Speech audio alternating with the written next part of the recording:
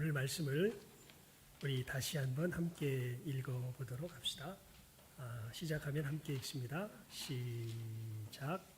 이는 그리스도께서 죽은 자 가운데서 사셨으에 다시 죽지 아니하시고 사망이 다시 그를 주장하지 못할 줄을 알미로라. 아멘. 우리가 오늘 부활절을 맞이하여서 주님 부활하셨음을 감사하며 감격하며 참 기뻐합니다. 그런데 정작 예수님 부활하신 것이 무엇인가요? 이렇게 물어보면 아마 그 의미에 대하여서 성경이 우리들에게 가르쳐주고 있는 바를 제대로 깨달아 알고 있는 사람이 의외로 많지 않은 것을 봅니다. 그냥 부활하셨다 그러면 다들 어떻게 생각하냐 하면 다시 죽었다가 살아나셨다. 이렇게 이 정도로만 생각하죠. 그래, 죽었다가 살아난 것만 해도 어디야. 그래서 우린 기뻐. 이렇게 생각하시는 분들이 많은데 아닙니다. 여러분, 부활에는 엄청난 사실은 의미가 담겨져 있습니다. 예수님께서 마리아의 오빠 나사로를 어떻게 하십니까? 다시 살리시지요. 또 어느 한 성에 이렇게 장례가 나오는 것을 보시는데 거기 보면 그 과부의 외아들이 죽어서 그 과부의 외아들을 장사하는 그 장례 행렬이 지나가는 것을 보시면서 주님께서 그 과부를 불쌍히 여기시며 그 아들을 다시 어떻게 하세요? 살리시죠. 여러분, 성경은 나사로가 다시 살아난 것을 부활이라고 이야기하지 않습니다. 예수님께서 그 장례 행렬에서 죽어서 나오는 그 아들을 다시 살리신 것을 부활이라고 이야기하지 않습니다. 성경은 오직 지금 상태에서는 누구만 부활하셨다고 이야기하냐 하면 예수님만 부활하셨다고 이야기합니다. 그러니까 여러분, 이 부분에 있어서 먼저 우리들의 이 부활에 대한 이 생각을 그저 단순히 세상 사람들이 알고 있는 것처럼 그저 말 자체에서 우리가 받는 어떤 이미지처럼 그렇게 알아서는 사실은 성경을 주님께서 이루신 것을 제대로 깨달아 알지 못하는 것입니다. 그래서 이런 부분에 있어서 우리가 이 하나님께서 말씀하신 이 말씀을 바르게 아는 것이 정말 중요하죠. 그러니까 우리 찬송하자. 예수 부활했으니 하하하 할렐루야. 그 다음에 어떻게 됩니까? 우리 맞나? 그 다음이 하여튼 가다가 또 나오죠. 예수 부활했으니 누구도 부활하겠네. 우리 부활하겠네. 하하 할렐루야. 이렇게 우리가 찬송하지 않습니까? 그러니까 예수님께서 일어나신 그 부활의 역사가 사실 누구에게도 일어날 것을 우리 신앙으로 고백하는 겁니까? 우리에게도 일어나는 것을 우리 신앙으로 고백하는 것이죠. 우리 6장 9절을 읽었는데요. 성경 6장을 폈으니까 6장 5절을 한번 이 얘기가 이 얘기죠. 6장 5절 말씀입니다. 우리 시작하면 읽습니다. 시작. 만일 우리가 그의 죽으심을 본받아 연합한 자가 되었으면 또한 그의 부활을 본받아 연합한 자가 되리라. 아멘. 참 이 상황을, 이 사건을, 이 현실을 계속해서 특별히 이 고난주간부터 부활주의를 맞이해서 다른 때에도 많이 강조했지만 하나님께서 계속 이 강단에서 선포하게 하십니다. 어떤 현실이냐면 예수님이 우리를 자기 몸으로 삼으셨다는 것이죠. 그게 무슨 뜻이냐면 예수님은 우리를 자기와 운명 공동체로 만드셨다는 겁니다. 그러니까 예수님 죽으면 누구도 죽고 나도 죽고 내가 죽으면 누구도 죽고 예수님도 죽고 예수님 살면 누구도 살고 나도 살고 예수님 아프면 누구도 아프고 나도 아프고 내가 아프면 누구도 아프고 예수님도 아프고 어려운 거 아니에요. 예수님께서 우리를 뭐로 삼으셨다? 몸으로 삼으셨다. 그래서 우리는 예수님과 예수님께서 예수 믿는 사람을 뭐로 만드셨다? 운명 공동체로 만드셨다. 자, 그렇게 해서 예수님께서 이제 어디로 올라가신 거예요? 골고다 언덕길로 올라가셨어요. 왜냐하면 이제 우리 운명이 누구 운명이 돼버린 거예요? 예수님 운명이 돼버린 거예요. 우리의 운명은 뭡니까? 하나님의 진노를 받아 지옥의 형벌을 받아야 하는 것입니다. 그게 우리 운명이에요. 근데 놀랍게 예수님께서 이 땅에 오셔가지고 그런 우리와 자기를 뭐 해버리신 거예요? 동일시해버리신 거예요. 그리고 우리가 하나님 앞에 치루어야 할 그 죄값을 어디서 치르셔요? 골고다 십자가 위에서 치르시는 것이죠. 그것이 우리가 이번 고난주간 기간 동안에 우리가 예수님께서 십자가 위에서 행하신 7마디 말씀을 상고하는 가운데 아주 자세하게 살펴본 한순간 한순간이죠. 그래서 그러니까 예수님께서 오셔서 하신 일은 딱 하나예요. 뭐냐면 하나님과 우리를 화목하게 하시기 위해서 오셨어요. 즉 예수님 오시기 전에 우리는 하나님과 어떤 사이였냐면 원수 사이였어요. 원수 사이.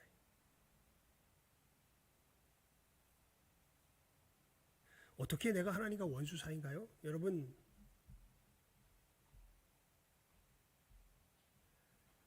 여러분의 인생 누구 겁니까?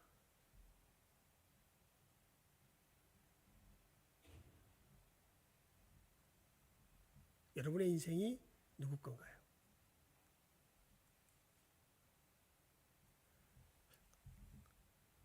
이게 참 우리가 어려운 것이요. 우리 인생은 이 아담 안에서 타락한 우리들에게는요 어쩔 수 없이 자기 거예요. 근데 우리 양심이 우리를 괴롭히죠. 양심이 늘 너 그렇게 살면 안 돼. 넌 그런 존재가 아니야. 라는 것을 우리 양심이 늘 우리들에게 이야기해 주죠. 그래도 우리는 아무리 양심이 뭐라고 떠들어도 우리 인생 누구 거예요? 우리 거예요. 내 거예요. 근데 우리 인생이 우리 거라고 하는 그 얘기의 깊은 데 들어가면 이게 참 우리가 정말 신묘막측한 존재라요. 여러분, 우리는요 어떤 이 역사를 안 할 수 없냐면 이 세상을 바꾸는 역사를 안 할 수가 없어요. 우리는 하나님의 형상을 따라 지음 받아가지고 우리는 이 땅을 다스리는 존재로 지음 받아가지고 우리는 그냥 다른 사람하고 아무 상관없이 나만 따로 떨어져서 살 수 있는 존재가 아니에요. 우리는 반드시 세상에 뭘 미쳐요? 영향을 미쳐요. 그래서 심판받는 거예요, 사실은. 나는 아무 죄가 없긴 뭐가 없어요, 여러분. 우리 존재 자체가 뭘 미치는 존재인데요. 영향을 미치는 존재인데요. 그는 어떻게 뭐라 그럴까요? 물고기가 물을 벗어나는 순간 어떻게 됩니까? 죽는 거죠. 마찬가지로 나는 아니야. 나는 이 세상에 아무런 존재도 영향도 안 미쳐라고 말하는 건 뭐 말이 안 돼요. 그냥 우리는 어쩔 수 없이 영향을 미치면서 살아가요. 그리고 우리가 만들어내는 세상에 대해서 우리는 양심을 통하여 늘 뭘 받냐면 심판을 받아요. 내가 잘했다, 잘 못했다. 그리고 놀랍죠. 여러분, 주변 사람들한테 늘 참견하죠. 요즘 그런 분들도 뭐 교회에서는 안 그러겠지만 아마 개인적으로는 그런 분들 계실 거예요. 야, 누구 찍어? 세상 이렇게 되면 안 돼.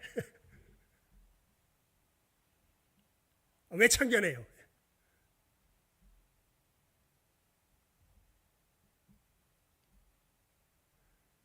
어느 영역에 들어가면 우리 속에서는 세상이 이렇게 돼야지, 이렇게 되지 않는 건 세상이 아니야라는 어떤 우리 존재를 휘몰아버리는 아주 강력한 휘몰림에 이게 휩싸여서 살아갑니다, 사실. 그 영역을 건드리면요, 누구나 다 나와요. 그게 우리 사람입니다. 그런데 사실 양심이 있다는 건 이 세상은 그 부분을 내가 주장하는 것이 아니라 그 부분을 누가 주장해야 된다는 것을 우리 양심이 가르쳐줘요. 하나님께서 주장해야 된다는 것을 우리 양심이 가르쳐줘요. 그런데 아까도 말씀드렸죠. 그 부분에서 우리는 누가 인정이 안 돼요. 하나님이 인정이 안 돼요. 그 선과 악. 그래서 성경에 그래서 제일 처음 이게 그래서 성경이 질린 게 우리 인류가 타락하는 사건을 무엇을 따먹는 사건으로 이야기합니까? 선악과를 따먹는 사건으로 이야기하죠. 선악과를 따먹은 다음에 이 세상이 어떻게 변했다 그래요? 가시와 엉겅퀴가 나기 시작했다 그러죠. 하나님의 선하신 섭리대로 이 땅이 융성해 가는 것이 아니라 우리의 이 독한 왜곡 속에서 세상이 뭐하기 시작해요? 삐뚤어지기 시작하는 것을 그렇게 성경이 우리들에게 가르쳐주고 있는 것이죠. 즉 우리가 하나님과 원수가 된다는 것은요, 우리의 이 심령 깊은 곳에 들어가면 선과 악의 문제에 있어서 하나님이 주인이 아니라 누가 주인으로 살 수밖에 없는, 내가 주인으로 살 수밖에 없는 그런 존재로 변화된 것이 바로 우리가 하나님과 뭐가 됐다는 증거예요? 원수가 됐다는 증거예요.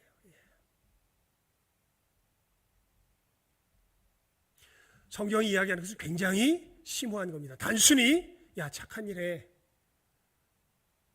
법 잘 지켜, 교통실서 잘 지키고, 남의 거 뺏지 말고, 뭐 단순히 이런 정도의 것을 성경이 이야기하는 것이 아닙니다. 여러분 놀랍게도요, 법 잘 지키고 남의 것 안 뺏으면서 사람을 안 뺏는 것을 이야기하면서 사람을 정말 큰 지옥으로 몰아갈 수가 있어요. 근데 사실 이게 우리의 모순된 점이죠. 하나님 없이 남의 것 안 뺏을 수가 근데 사실은 없습니다. 우리가 요즘 정치 현상을 보면서 정치가들이 우리들을 위하여서 법을 입법한다고 하는데 결국 자기는 그 법을 어떻게 합니까? 그래서 지금 계속 그 경질이 일어나죠, 사실은. 그러니까 깨끗한 사람이 정치가가 돼야죠, 여러분. 근데 문제는 그 깨끗한 사람이 있을까요, 없을까요? 그 깨끗한 사람이 있을까요, 없을까요? 여러분은 어떠십니까?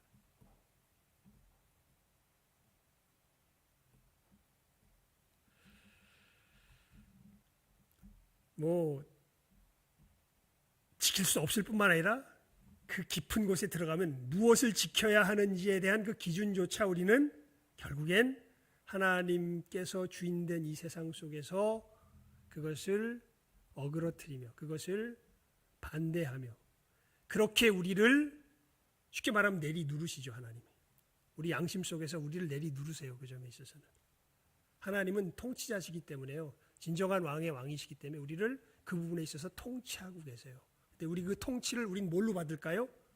우리를 내리누르는 압박으로 받죠. 그리고 우리는 반드시 그 하나님을 뭐해요? 저항하죠. 그리고 그 하나님을 만약 힘만 있으면 어떻게 해버리려고 그래요? 죽여버리려고 그러죠. 그게 우리들의 모습입니다. 그게 우리가 예수님을 십자가에 못 박은 뭐예요? 이유죠.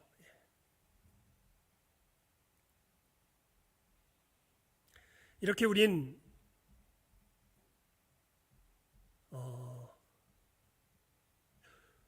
죄의 통치 속에서 살아가던 사람들입니다. 이 죄의 통치가 다른 것이 아니라요, 이게 사망의 모습이에요. 그러니까 성경이 말하는 사망은 한마디로 말하면, 그래서 이 부활의 의미를 잘 아는 게 중요한, 이제 오늘 말씀을 나누는 건데요. 사망은 다른 것이 아니라 우리가 스스로 선악을 결정하며 주장하는 존재로 살아가면서 누구와의 관계를 끊어버린 거예요. 하나님과의 관계를 끊어버린 거예요. 이게 성경이 말하는 뭐예요? 사망이에요. 사실. 그 뒤에 떨어지는 모든 것들은 다 그냥 이 영적으로 우리가 하나님에 대해서 끊어진 이 사망 속에서 나타나는 다 결과에 불과해요. 우리 사업이 실패하고 우리 관계가 깨지고 우리 몸이 병들고 나중에는 결국 이 병든 몸이 어떻게 될까요? 어떻게 되지요? 썩어지죠. 우리 영과 육이 어떻게 돼요? 분리되죠. 그러니까 오늘 우리 읽었던 그 뭐죠? 갑자기 교동문에도 있었지만 나를 만져보라. 영은 살과 뼈가 없을 때 나는 있느니라. 예수님 말씀하셨잖아요.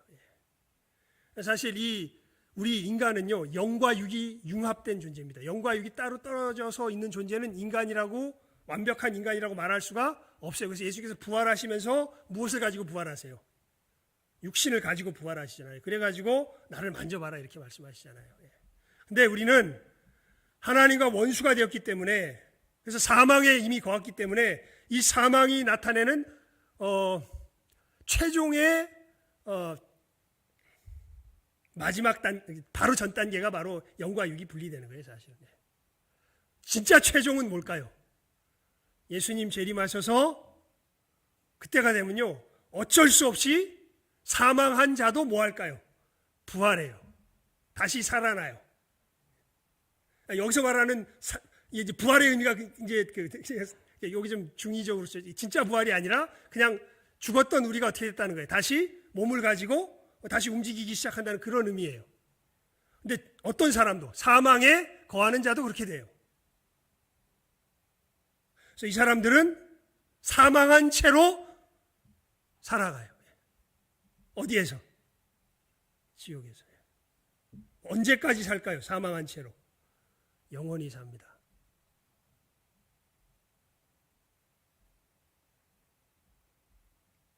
부활한 사람은 그래서 무엇을 가진 채로? 생명을, 반대로 말하면 생명을 가진 채로 영원히 살게 되는 것이죠. 그래서 부활이라고 하는 것은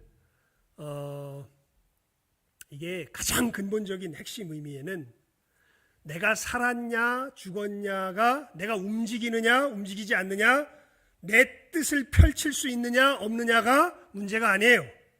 부활이라는 것은 내가 하나님과 화목하게 살아가느냐 가지 못하느냐가 가장 핵심적인 문제가 됩니다. 여러분, 그래서 우리가 이 말씀을 볼 때 우리 다시 한번 말씀을 함께 읽을까요? 시작하면 읽습니다. 시작. 이는 그리스도께서 죽은 자 가운데서 사셨음에 다시 죽지 아니하시고 사망이 다시 그를 주장하지 못할 줄을 알미로라. 뭔 얘기냐면 우리가 사망한 상태인지 아니면 생명이 있는 상태인지를 우리에게 분별시켜주는 것이 율법이에요. 그리고 그 율법이 이야기한 바에서 우리를 비춰보면 우리는 사망한 상태이고, 이 사망한 자들에게는 반드시 하나님께서 그 심판을 내리시죠. 그 심판을 누가 당하신 거예요? 예수님께서 유일하게 당하신 거예요, 사실은. 지금 누구도 예수님께서 십자가에서 당하신 심판은 당한 사람이 아무도 없어요. 예수님 외에는. 그 심판의 내용의 핵심이 뭐예요? 엘리 엘리 라마 사박다니. 하나님께 버림을 받는 것이죠.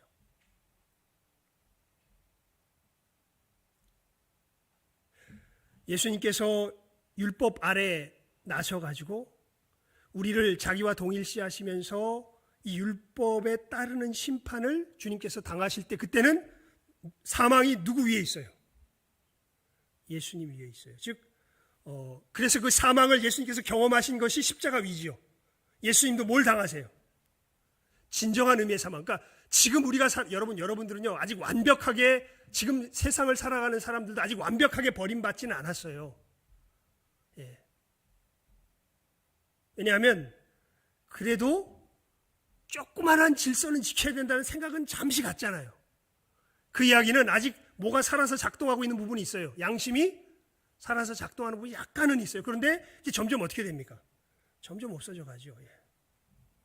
점점 나이가 들면서 고약해지죠. 점점 누구 뜻대로 안 되면 안 돼요. 내 뜻대로 안 되면 안 돼요. 그래도 이 땅에 살아있는 동안에는, 그래서 내 마음대로 하면 우리 육신이 어떻게 됩니까? 그래서 육신이 어떻게 돼요?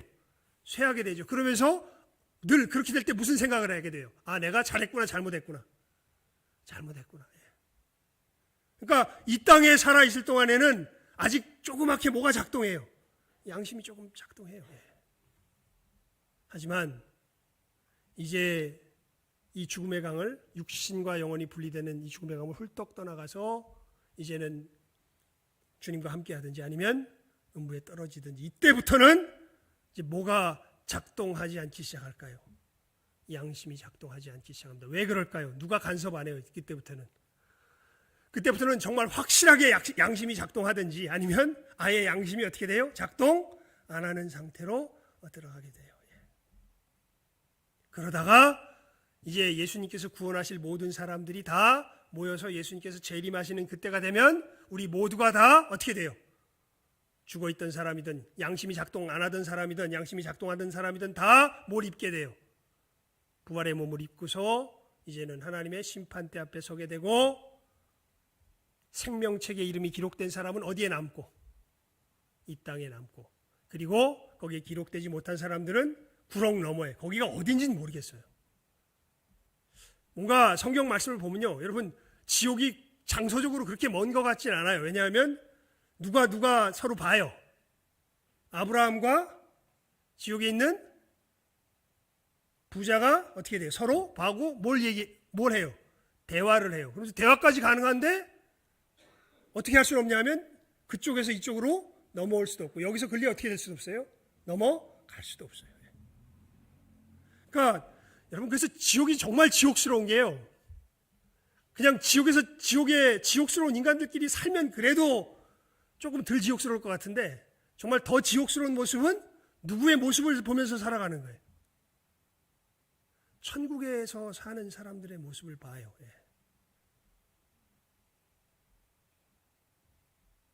그것을 언제까지 살아가냐면 굉장히 끔찍해요. 영원토록 살아간대요. 그리고 그러면서 참 놀라운 게 있는데요, 여러분. 그 나사로와 부자의 대화를 보면요, 부자가 그쪽으로 가겠다는 얘기를 안 해요. 내 목이 이렇게 타니까 거기서 어떻게 하라 그래요? 오라 그래요. 보면 근데 참 신기한 분, 지옥에 있는 사람이 절대 어디 가기를 원치 않을까요? 천국 가기를 원치 않아요. 뭐 하고 있으면서도, 자기 고통 가운데 있으면서도 천국 가기를 원치 않아요. 왜냐하면요, 지옥에 있으면 자기가 뭐예요? 자기가 하나님이에요. 자기는 하나님도 아니야. 그런데 어떤 착각 속에서 영원히 살아가는 거예요? 자기가 하나님이라는 착각 속에서 영원히 살아가는 거예요. 그러니까 그래서 여러분, 지옥에 보면 무엇이 자기를 뜨겁게 한다 그래요? 이 지옥 불이 자기를 뜨겁게 해서, 이 지옥 불은 이게 식힐 수가 있어요, 없어요? 못 식혀요. 영원히 점점 더 뜨거워져요. 이게 무슨 얘기냐 하면, 지가 하나님이에요, 하나님 아니에요? 하나님 아니에요. 그런데 계속 스스로 어떤 착각이 점점 심해져 가는 거예요. 자기가 하나님이라는 착각이 점점 심해져 가는 거예요. 이 심해져 감에 브레이크가 없어요. 계속해서 치달아가요. 여러분, 하나님은 절대자시죠. 하나님의 선에 반대하면 반드시 뭐 받아야 돼요? 처벌받아야죠. 그게 십자가의 모습이기도 합니다. 그 얘기는 무슨 얘기냐면, 지옥에 있는 사람은 서로가 서로를 계속 뭐하고 있을까요? 심판하고 처벌할 겁니다. 그러니까 정말 지옥을 생각하면요, 끔찍해요. 그냥 한 번에 그쳐지는 것도 아니고요, 영원히 그 상태가 계속 된다고 이야기를 해요. 그 심해지는 상태가. 여러분, 절대 지옥 가지 마시기 바랍니다. 절대 지옥 가지 마시기 바랍니다. 부활은 정반대의 삶의 상태를 간단하게 말하면 이야기하는 거예요.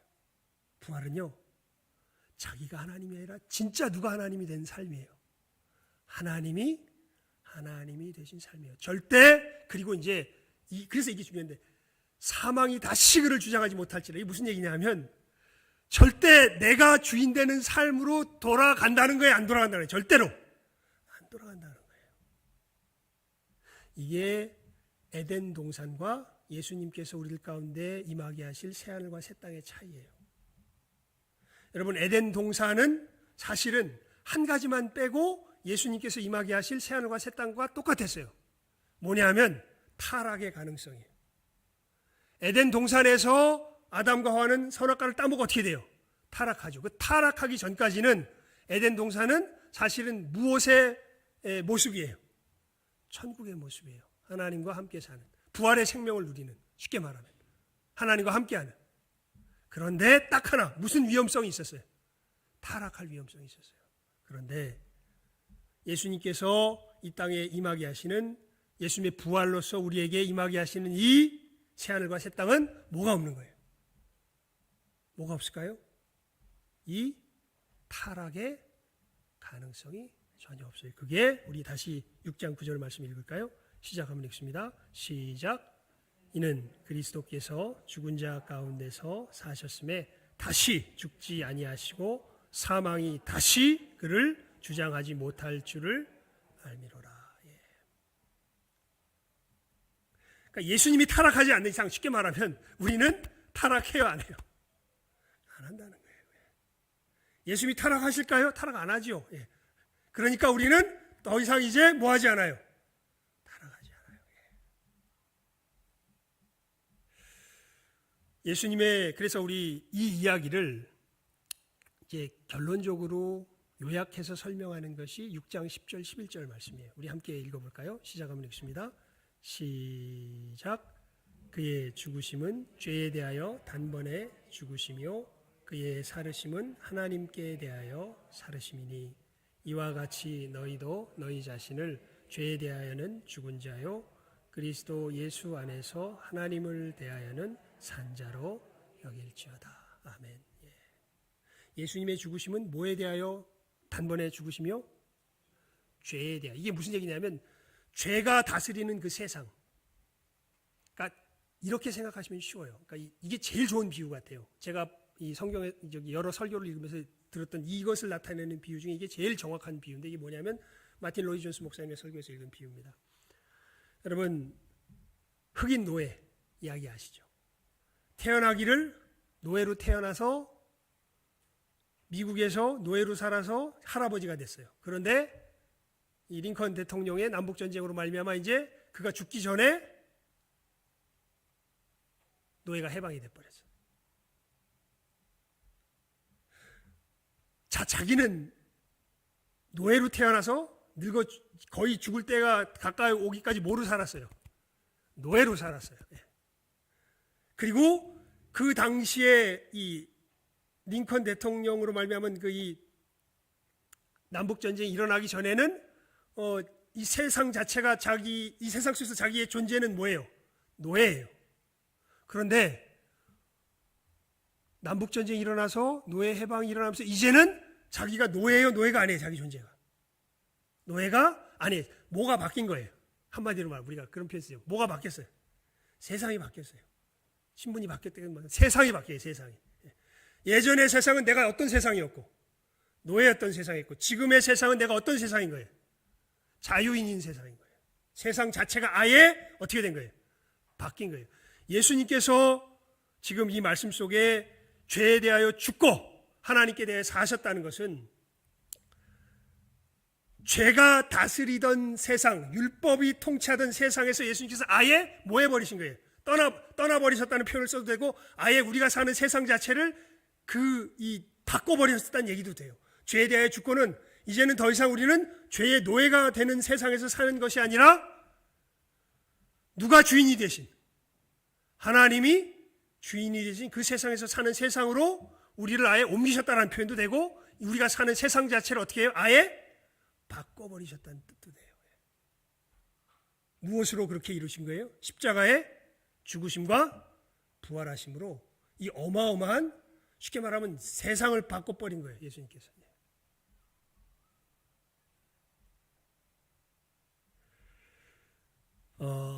우리 이 말씀을 보고 오늘 말씀을 맺겠습니다. 우리 사도행전 5장 29절에서 31절 말씀을 한번 펴보시기 바랍니다. 사도행전 제가 적어놨는데, 우리 띄워주셨네요. 5장 39절에서 29절에서 31절까지 말씀입니다.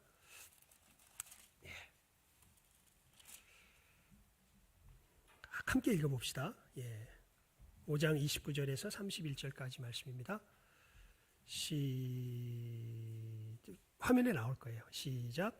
베드로와 사도들이 대답하여 가로되 사람보다 하나님을 순종하는 것이 마땅하니라. 너희가 나무에 달아 죽인 예수를 우리 조상의 하나님이 살리시고 이스라엘로 회개케 하사 죄사함을 얻게 하시려고 그를 오른손으로 높이사 임금과 구주를 삼으셨느니라. 아멘. 자, 특별히 30절 말씀이 중요한데요.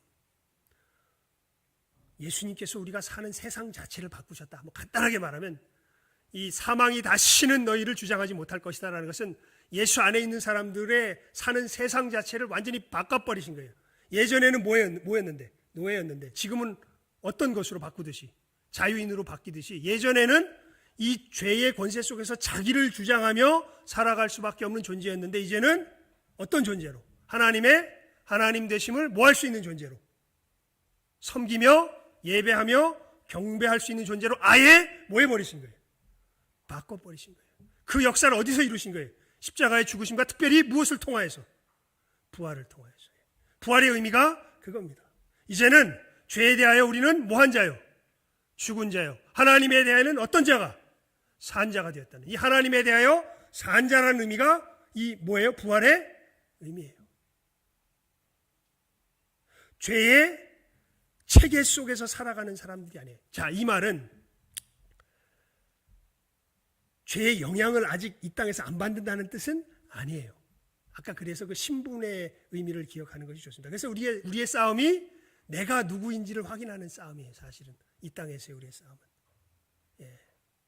이미 예수님께서 죽으시고 부활하신 가운데 우리는 어떤 생명에 참여하게 됐습니까? 부활 생명에 참여하게 됐습니다. 그런데 자꾸만 죄가 이제는 우리들의 체계가 아닌데, 그래서 제가 그런 그 비유를 했었죠. 이 늙은 종 옆에 옛날 주인이 지나가면서 채찍을 땅 치면서 야, 내 구두 닦아! 그러면 이 늙은 종이 어떻게 할까요? 예? 어떻게 할 것 같아요? 쪼르르 가서 어떻게 해요? 구두 닦지요. 바보지요. 자기는 뭔데? 자유인인데. 지금 자유인이 뭐처럼 살고 있어요? 종처럼 살고 있죠. 하나님의 하나님 되심을 인정하는 곳에 예수님께서 이미 우리를 옮겨버리셨는데, 세상 자체를 바꿔버리셨는데, 아직도 마귀가 우리들 속에서 어떤 그런 이 채찍을 주변에서 땅땅 쳐요. 우리를 때리진 못해. 하지만 채찍까지는 쳐요. 그러면 우리는 누구 말 듣고 쪼르르 따라가요?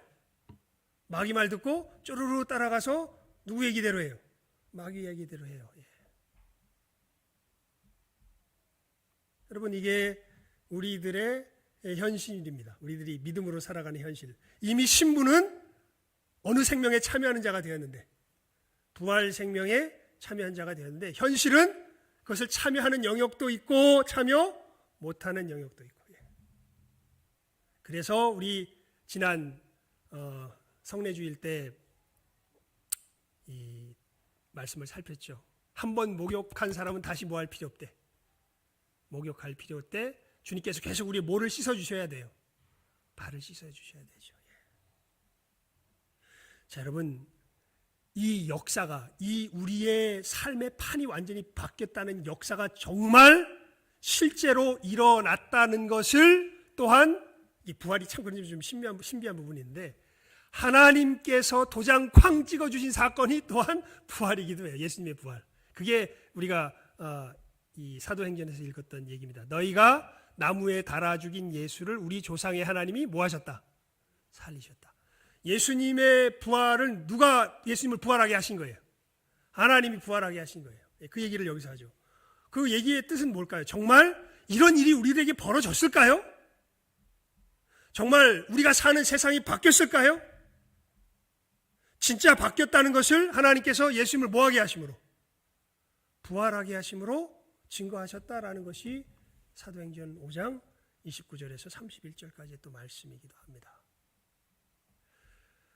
정말 우리의 죄값이 다 치러졌고 정말 예수님께서 우리를 이 부활 생명에 참여하는 의로운 자로 새롭게 만드셨다는 것을 누가 인정한 사건? 하나님께서 인정한 사건이 또한 뭐이기도 하다는 거예요? 부활이기도 하다는 거예요. 그래서 우리가 이제는 진짜로 어느 생명에 참여하게 되었다고? 이 부활 생명에 참여하게 되었다고. 다른 것 아니지요? 우리가 이 죄의 체계에 대해서 어떻게 되고? 죽었고 이제는 하나님을 인정하는 이 새로운 세상에서 살게 되었다는 것이 이 삶의 모습이 뭐예요? 이 부활에 우리가 이 땅 가운데서 취해야 할 가장 중요한 의미가 됩니다. 단순히 죽었다가 그냥 내 몸이 죽었다가 살아나는 게 부활의 중요한 의미가 아니에요. 뭐에 대하여 죽고? 죄에 대하여 죽고 누구에 대하여 사는?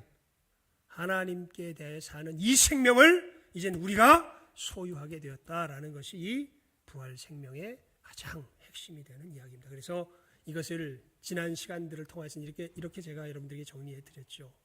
하나님의 절대성 가운데 우리는 절대성을 뭐하는 존재가 되었다? 인정하는 존재가 되었다. 아까 말한 이 마귀의 채찍을 치면서 우리를 이 옛 삶으로 되돌이키려고 할 때 그때 마귀는 늘 무엇을 시험하냐면 하나님의 뭘 시험할까요? 절대성을 시험해요. 예수님께 그랬죠. 이 돌덩이가 어떻게 떡덩이가 되게 해서 먹으라. 40일 굶은 사람한테 제일 필요한 게 뭡니까? 여러분 40일 굶으면 여러분에게 제일 뭐가 필요하겠어요? 지금 여러분의 삶에 제일 필요한 게 뭘까요? 막 간절한 소원을 가지고 혹시 이 자리에 나와 있는 분들이 있을 수 있어요. 정말 그리고 그 소원이 너무 분명해. 나한테는 이게 꼭 필요해요. 근데 진짜일까요? 진짜 그것이 여러분에게 정말 필요한 걸까요? 예수님의 대답은 놀랍습니다. 40일 굶은 사람한테 하나님한테 갈 거 뭐가 있어? 그냥 떡이 제일 필요한 거지. 떡 빨리 해가지고 너 먹어야 살 거 아니야. 사는 것보다 중요한 게 어디 있어? 그랬더니 예수님께서 뭐라 그러세요? 사람이 떡으로만 살 것이 아니라 하나님의 말씀으로 살 것이다 이렇게 말씀하시죠. 40일 굶어도 뭐보다 뭐가 더 중요하다는 거예요? 하나님의 말씀이 더 중요하다는 거예요. 이게 이해가 되세요? 이게 이해가 되는 사람은 부활 생명이 뭔지를 이해하기 시작하는 사람들이에요. 그래요, 맞아요. 하나님 맞습니다. 내 삶이 아무리 촉박해 보이고 급박해 보이고 힘들어 보이고 내게 이것이 필요해 보인다고 하여도 아니에요. 내게 정말 선한 것은 누가 아세요? 하나님이 아세요. 그리고 그 다음이 좀 놀랍죠. 그러면서 범사에 뭐 하래요? 감사하래요. 항상 뭐 하래요? 기뻐하래요. 그리고 내 삶에 주어진 그 삶의 환경들이 모든 것을 합력하여 선을 이루시는 하나님의 뭐래요? 손길이래요. 오히려 이런 것을 믿으며 나아갈 때 지금 내 삶에 진짜 무엇이 필요한지를 알게 돼요. 내가 그렇게 바랬던 것이 아니라 내가 그렇게 안달복달 못하면서 구했던 것이 아니라 정말 전지전능하신 정말 우리들에게 무엇이 가장 필요한지를 아시는 그 하나님께서 우리 삶 가운데 예비하여 두신 그 진짜 복된 것들이 지금 우리 삶 가운데 나래비를 서 있다는 거예요. 근데 이 하나님의 절대성을 인정 못하기 때문에 이 하나님의 하나님 되심을 우리가 우리의 삶의 현장에서 시인할 수 없기 때문에 늘 우린 싸우죠. 이렇게 말하는 저도 그래요. 사실은 내가 생각하는 것이 최고인 줄 알아요. 내가 말하고 싶은 것이 이것이 절대적인 것 같아요. 내 속에 복받치는 이것이 이 세상에 가장 중요한 것 같아요. 네, 아닙니다. 그것은 누가 아세요? 오직 하나님이 아세요. 그 하나님의 말씀에 순종할 수 있는 존재가 되는 것. 그것이 무슨 생명이에요? 그게 부활 생명이에요. 그게 누구에 대해서 산 거예요? 하나님에 대하여 산 삶이죠. 예수님께서 우리를 어느 생명에 참여하게 하셨다고요? 이 부활 생명에 참여하게 하셨다고 하는 이 귀한 말씀을 여러분 이 부활절에 다시 한번 분명하게 깨달아 알며 이제는 다시는 사망이 예수님을 주장할 수 없듯이 누구를 주장할 수 없구나. 우리를 주장할 수 없구나. 이걸 지옥에 사는 사람들의 말로 표현하면 이렇습니다. 여러분은 이젠 절대로 누구 멋대로 못 살아요. 내 멋대로 못 살아요. 내 충동, 내 고집대로 못 살아요. 하나님의 선해, 주님의 역사하심 가운데 참여하는 자가 되었음을 분명하게 깨달아 알고 이 귀한 부활절, 이 부활의 생명의 핵심을 바르게 알고 이 부활 생명을 더욱더 풍성하게 누리며 살아가는 여기 있는 모든 귀한 영혼들 될 수 있기를 주님의 이름으로 축원을 드립니다. 기도하겠습니다. 하나님 아버지, 부활의 의미를 저희들 살폈습니다. 다른 것 아니라 우리의 이 고집스러움에 대하여 죽게 하셨고 하나님의 그 선하심에 어린아이와 같이 순종하며 받으며 섬기며 살아갈 수 있는 존재가 되는 것, 다시는 이 존재됨에서 이렇게 변화되면서 떨어지지 않게 되는 것, 이것이 바로 주님께서 우리들을 위하여서 이루어주신 이 부활 생명인 것을 저희들 이 말씀을 통하여서 다시 한번 확실하게 하였습니다. 하나님, 귀한 은혜 더하여 주시고 우리들 몸에 배어있는 옛 노예의 이 습성들, 마귀가 그저 채찍 한 번만 우리 주변에 땅 하니 치면 쪼르르 달려가서 지 고집대로, 지 욕심대로, 지 뜻대로 참으로 하나님의 선을 생각지 못하며 어둠의 삶을 살아갔던 우리들의 이 많은 모습들, 이제 주님께서 우리 발을 하나하나 씻기시며 여기서 참으로 진정한 부활의 생명을 이 땅 가운데서 약간 혼란스럽기는 하지만 누리게 하시며 이 걸음이 굳건해지는 속에서 우리의 주님 오실 그날을 바라보는 소망의 눈이 더욱더 뚜렷하게 하시는 것을 저희들 체험하며 누리며 또 함께 격려하며 도우며 우리의 믿음의 걸음을 걸어가고자 합니다. 주님, 은혜 가운데 붙들어 주시고 이 하나님의 선하심 가운데 우리들에게 하나님께서 내려주시는 풍성한 부활의 복들을, 이제부터는 우리의